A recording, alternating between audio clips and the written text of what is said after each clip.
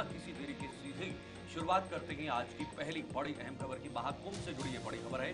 महाकुंभ में श्रद्धालुओं के पहुंचने का सिलसिला लगातार जारी है। 13 जनवरी से शुरू हुआ महाकुंभ अब इसी तरह से आगे बढ़ रहा है और विभिन्न देशों के अंतर्राष्ट्रीय दल का स्वागत भी किया गया है। तो बिल्कुल आपको बता दें, सुबह 8 बजे त्रिवेणी संगम में पवित्र डुबकी में स्नान जो है वो लगाया जाएगा और मंत्रोच्चारण के साथ अंतर्राष्ट्रीय दल के सदस्यों और अरेल टेंट सिटी में स्वागत किया गया है।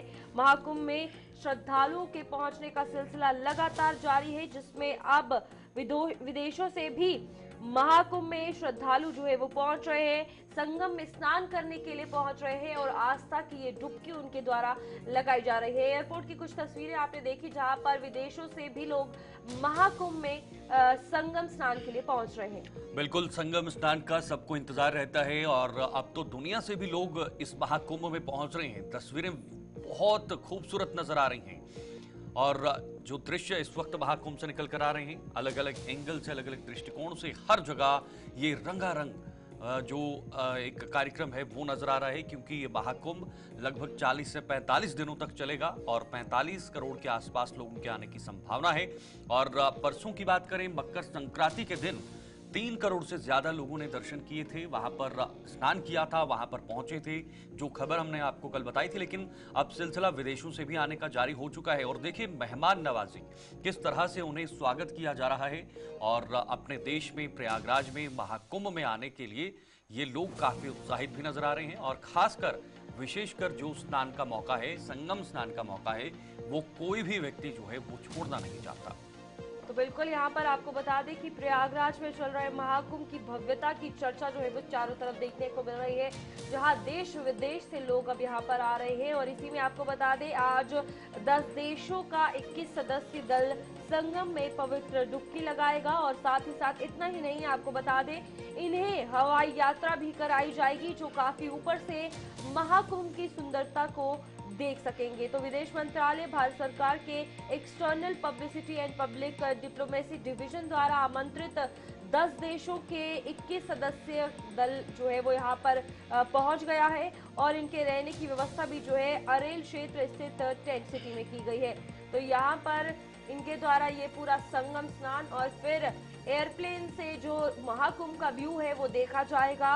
और यहाँ आपको बता दें कि ये विदेशी मेहमान जो है महाकुंभ मेला जो है वो कल ही पहुंच गए थे और रात में जो है वहाँ घूमा गया, इनके द्वारा देखा गया कि किस तरीके की व्यवस्थाएं जो है वहां पर की गई है। और इसके बाद शाम 5 से 6 बजे तक हेरिटेज वॉक का आयोजन भी किया गया था, जिसमें दल के सदस्य प्रयागराज की संस्कृति और ऐतिहासिक धरोहर का अनुभव कर रहे थे। बिल्कुल सही कहा आपने और देखिए बहुत महत्वपूर्ण है। भारत एक सांस्कृतिक देश है, देवी देवताओं वाला देश है, बुद्ध का देश है और यहाँ पर हर वर्ग को, हर धर्म को एक सम्मान देखा जाता है और खासकर जब विदेशी पहुंचते हैं तो उनको भी यहाँ पर उनकी मेहमान नवाजी को भी चार चांद लगाए जाते हैं। तो आपको बता दें, महाकुंभ का दीदार बहुत सारे लोगों ने किया है और लगातार किया भी जा रहा है। आज शाम जो है वो 5 से 6 बजे तक हेरिटेज भी किया जाएगा, वॉक किया जाएगा, इसका आयोजन भी किया जा रहा है और इसमें कई विदेशी लोग भी शामिल होने वाले हैं। और साथ साथ आपको बता दें, इन्हें रात में टेंट सिटी में रुकाया गया था, वहां पर इनका स्टे किया गया था। अनुज हनुमंत हमारे साथ, हमारे सहयोगी फिलहाल जुड़े हुए हैं, वो सीधे प्रयागराज से हमारे साथ जुड़े हुए हैं। अनुज, एक नई सुबह के साथ आप एक नई तस्वीर दिखाइएगा प्रयागराज से। स्वागत है सभी दर्शकों का। जो अभी का समय है वो बेहद ठंड और कड़ाके की जो ठंड है वो यहाँ पे है। टेम्परेचर लगातार गिरता जा रहा है, लेकिन मैं आपको बता दूं कि जो लोगों का जोश है उसमें कोई गिरावट नहीं आ रही है। शीतल लगातार जो संख्या है वो बढ़ती जा रही है।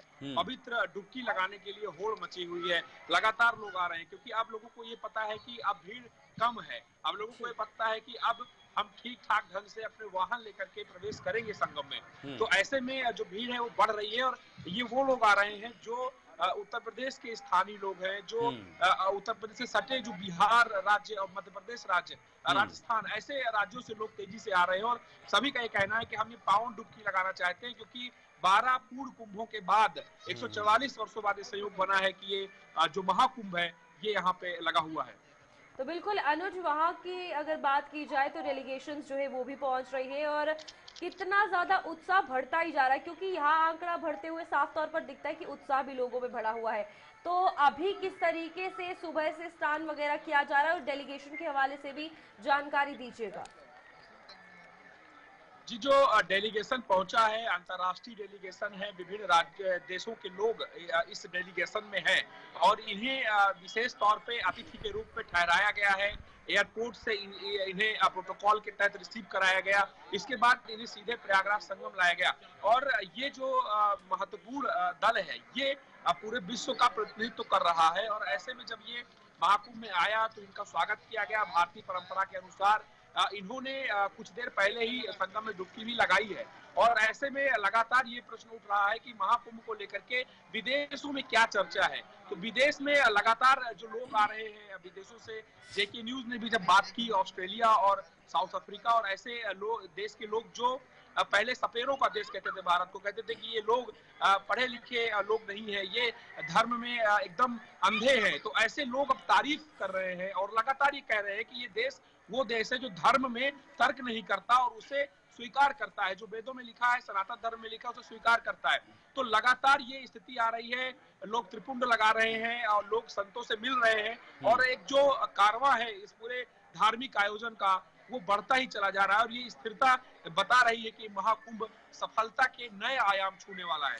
बिल्कुल अनुज, जो बाहर से डेलीगेशन आ रहे हैं, जाहिर सी बात है सरकार की तरफ से उनको निमंत्रण गया है और उनके आमंत्रण पर वो यहाँ पर पहुंचे हैं। तो क्या ये समझा जा सकता है कि सरकार की हर मुमकिन कोशिश है इस महाकुंभ को वैश्विक मानचित्र पर खड़े करना? हालांकि है, नाम तो सुना है, लेकिन इसको सामने रख के पूरे 40 या 45 दिन का जो पूरी प्रक्रिया रहेगी उसको एक वैश्विक मानचित्र पर रखा जाए ताकि ये देश दुनिया में एक बहुत बड़ा संदेश चला जाए।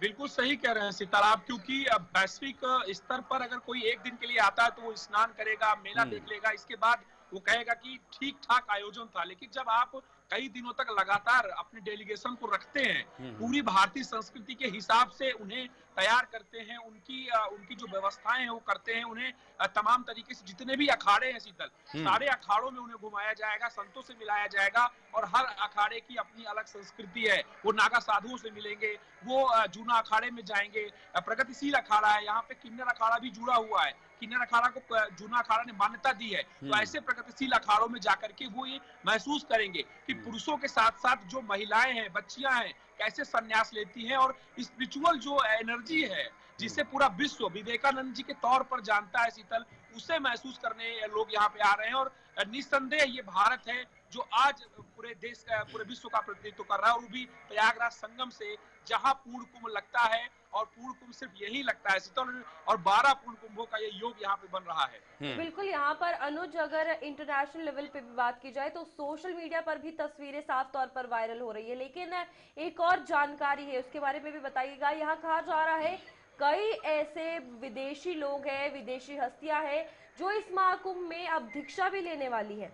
वो भी एक बहुत बड़ी भारतीय संस्कृति की बात सामने आती है। बिल्कुल सही कह रही हैं आप, दीक्षा लेने वाले भी हैं, बहुत सारे जो विदेशी श्रद्धालु हैं उन्होंने दीक्षा ले भी ली है और ये बताता है कि भारतीय संस्कृति के क्या मायने हैं। मैं एक चीज और बताना चाहूंगा कि जितने भी विदेशी श्रद्धालु हैं वो बेहद कह सकते हैं कि खुश हैं। ऐसे में कुछ लोगों से देखिए मैं बात करता हूँ जो यहाँ अभी आए हुए हैं स्थानीय स्तर पर। दादा कहाँ से आए हैं? इलाहाबाद।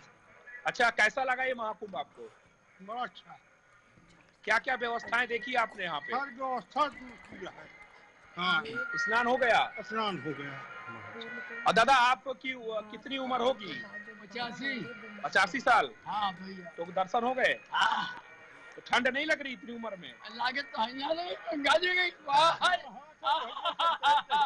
और देखिए यहाँ पे दंपत्ति भी है, बुजुर्ग दंपत्ति आए हुए हैं जी। और प्रयागराज में बहुत अच्छा लगा और योगी ने हमें बहुत भाई यहाँ पर इतनी सफाई का और सब साधन, इतनी सुविधाएं दी हैं, इतनी सुविधाएं किसी आज तक किसी मंत्री ने नहीं दी। अच्छा, आपने कई सारे कुंभ देखे होंगे। हाँ, ये पहला कुंभ हमने देखा है अपनी उम्र में, पहला इतनी रमणीक शांत और भव्य जितना सुंदर है, बहुत भगवान की महान कृपा जो हमें यहाँ पर आ गए। ये आपके साथ में आपकी पत्नी है? पत्नी आपका क्या नाम है? दर्शन करके कैसा लगा?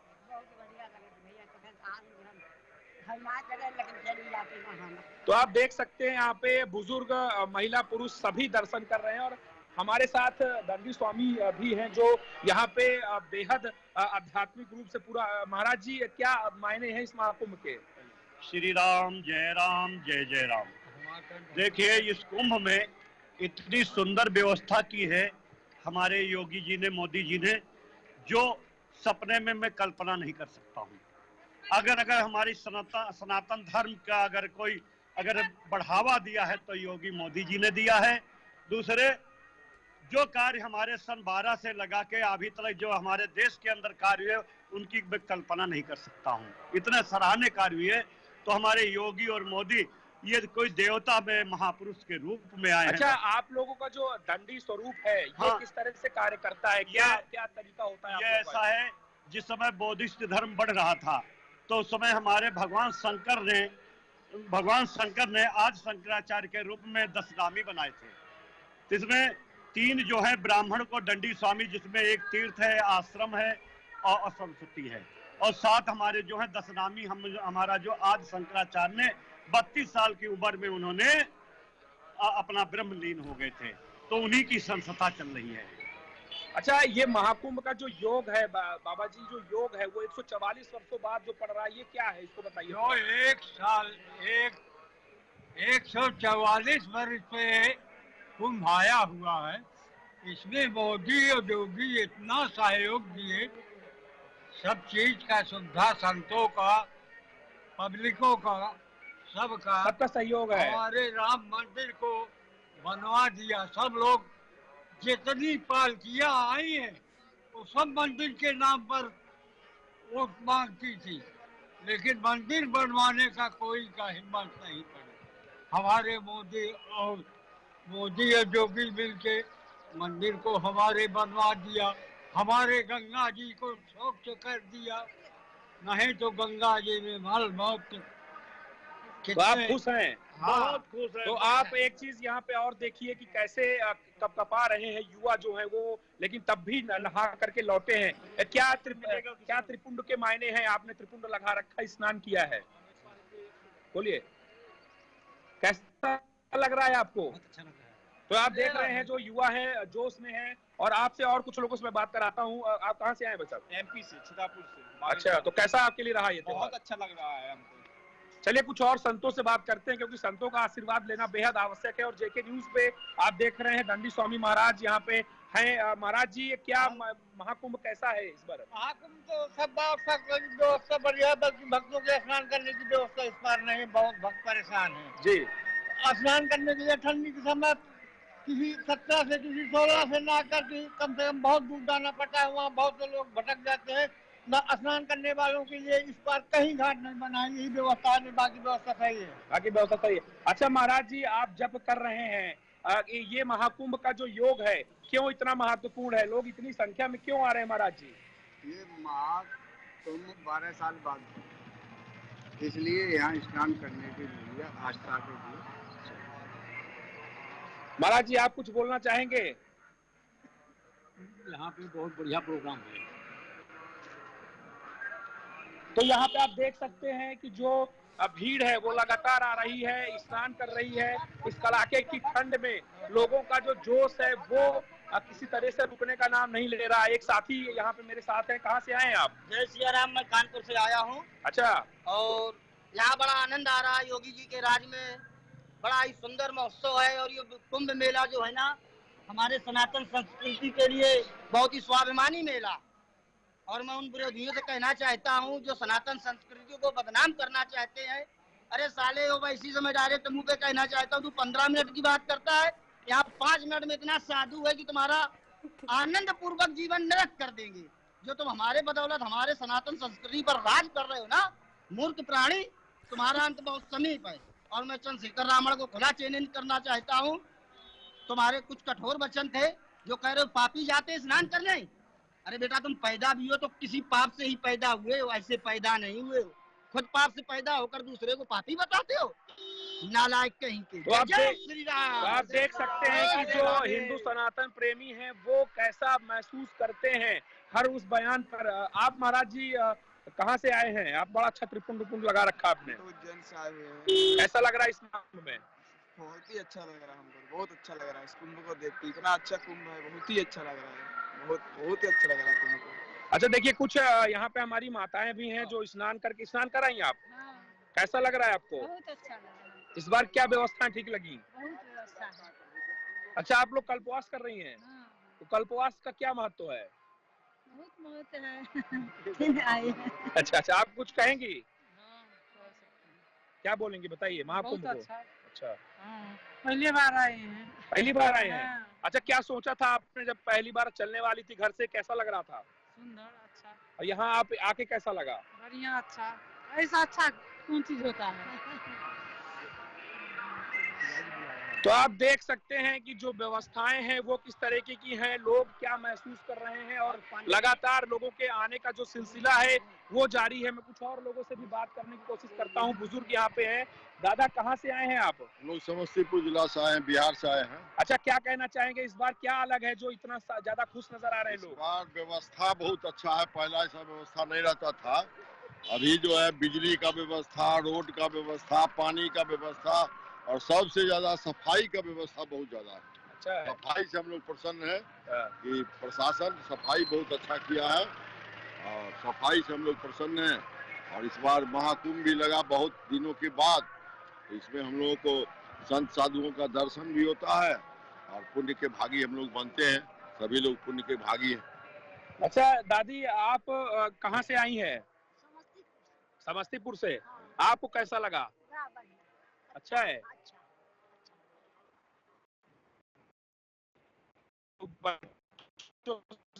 आपने ठीक है। आप दादा कहाँ से आए हैं? समस्तीपुर से आए हैं। अच्छा, क्या कहना चाहेंगे आप? बताइए, हमारे जेके न्यूज के दर्शकों को बताइए कि ये महाकुंभ क्या आपको क्या लगता है, कैसा रहा? यहाँ का कुंभ बहुत अच्छा है। हम लोग लिए साफ सफाई और कुछ समृद्धि बना हुआ है। हम लोग संतों का दर्शन हम लोग को मिल रहा है। दर्शन मिल रहा है। आप देख सकते हैं कि जो स्थिति है वो किस तरीके की है। यहाँ पे हर शब्द जो निकल रहे हैं श्रद्धालुओं के मुख से वो बताते हैं कि जो व्यवस्थाएं हैं वो किस तरीके की हैं। अद्भुत व्यवस्थाएं हैं। और आप देख सकते हैं चारों तरफ जो गाने हैं, भजन वो बज रहे हैं। यहाँ पे अन्न क्षेत्र लगाया गया है। अन्न क्षेत्र की व्यवस्थाएं भी की जा रही हैं। जो लोग यहाँ पे भूखे होते हैं, जो भटक रहे होते हैं, उन्हें अन्न क्षेत्र के माध्यम से खिलाया जाता है। तो ये जो चीजें हैं, मैं बात करने की कोशिश करता हूँ कि कौन सी व्यवस्थाएं हैं, कैसी चलती हैं और क्या महत्व है इन व्यवस्थाओं का। आप देखेंगे हरियाणा अन्न क्षेत्र सेवा मंडल है ये। आप किस तरह से सेवा कर रहे हैं? आप हाँ, तो एक दिन में आप लोग क्या क्या सेवा करते हैं? खिचड़ी का प्रसाद देते हैं। हाँ, समोसा भी, हाँ, ब्रेड भी, सारा सेवा करते हैं। तो ये अन्न क्षेत्र सभी लोगों के लिए खुला होता है? सभी लोगों के लिए खुला है, कोई भी खा सकते हैं।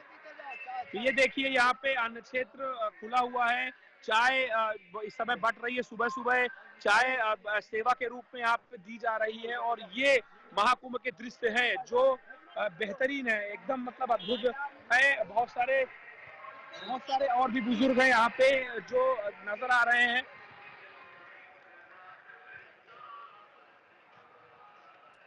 ये रहेगा, आप सुन पा रहे हैं अनुज? जी अनुज, मेरा एक ये सवाल रहेगा, हम दिन प्रतिदिन आधुनिक रूप से सशक्त हो रहे हैं, आगे बढ़ रहे हैं, अब तकनीकी रूप से भी आगे बढ़ रहे हैं, लेकिन कितना जरूरी है अपनी संस्कृति को बरकरार रखना, बनाए रखना, ना सिर्फ देश के अंदर बल्कि विश्व के अंदर अपनी संस्कृति को जमाना। कि हर भारत जो है वो एक सांस्कृतिक देश है और जब 10 या 12 साल के बाद ये इस तरह का महाकुंभ होता है तो जाहिर सी बात है 10-12 सालों में बहुत कुछ बदल जाता है। लेकिन उसके बाद भी इतनी आधुनिकता के चलते भी इस संस्कृति को जिस तरह से उत्तर प्रदेश सरकार ने अडॉप्ट किया है महाकुंभ में, इस प्रयागराज में, वो तो बिल्कुल काबिले तारीफ है। जरा ये बताइएगा कितना जरूरी है इसको बरकरार रखना, आने वाले कई पीढ़ियों तक इसका संदेश इसी तरह से चले जाए। शीतल, जो हिंदू सनातन धर्म है उसके कई ऐसे संस्कार हैं जो मनुष्य को जन्म लेते ही धारण करने होते हैं और उन संस्कारों के साथ ही जीवन में धर्म का महत्व शुरू हो जाता है और एक एक पल ऐसा होता है जो धार्मिक जो भाव होते हैं, जो वेदों से जुड़ी चीजें होती हैं वो लागू की जाती हैं। अगर शीतल मैं विवाह की ही बात करूं तो विवाह इतना बड़ा संस्कार है हिंदू धर्म का जो इस पूरे धर्म को बताता है, उसकी स्थिरता को, महत्व को बताता है। ऐसे में सनातन धर्म, सनातन प्रेमी जब एकत्रित होते हैं एक मंच पर तो यहाँ पर भागवत कथाएं भी हो रही हैं, संतों से लोग दीक्षाएं भी ले रहे हैं, यहाँ पर लोग जो कल्पवास है उसे करके एक कठोर तपस्या भी कर रहे हैं गृहस्थ आश्रम में रह करके। तो आप कुल मिला के ये कह सकते हैं कि हिंदू धर्म की जो विभिन्न जो संस्कृतियां हैं, जो विधाएं हैं, उन्हें लोग यहाँ पे महसूस कर रहे हैं और ये शायद यही कारण है कि इतनी ठंड के बाद भी लोग जुड़े हुए हैं और इस बार युवा बहुत तेजी से जुड़े हैं, युवाओं की संख्या बहुत तेजी से जुड़ी है जो संगम में डुबकी लगा रही है, संतों से मिल रही है और शायद ये वो भारत है जो लगातार ग्लोबलाइजेशन के दौर में भी अपने धर्म को नहीं छोड़ रहा है और ये मुझे लग रहा है कि इससे एक ऊर्जा प्राप्त होगी युवाओं को, जो आगे आने वाले दिनों में जब वो बढ़ेंगे अपने कर्तव्य पथ पर तो उन्हें सफलता प्राप्त होगी। तो शायद यही महत्व है जो इसे और भी बेहतरीन बना रहा है और लोग तेजी से इस पूरे आयोजन में जुड़ रहे हैं। वहां पर हैं और आप वहां पूरा आकर्षण जो है वो आप अपनी आंखों से देख पा रहे हैं। बहुत बहुत शुक्रिया हमारे साथ जुड़ने के लिए, अपना ख्याल रखिएगा। और अनुज लगातार हमारे साथ वहां से बने हुए हैं और पल पल की रिपोर्टिंग प्रयागराज से ग्राउंड से कर रहे हैं।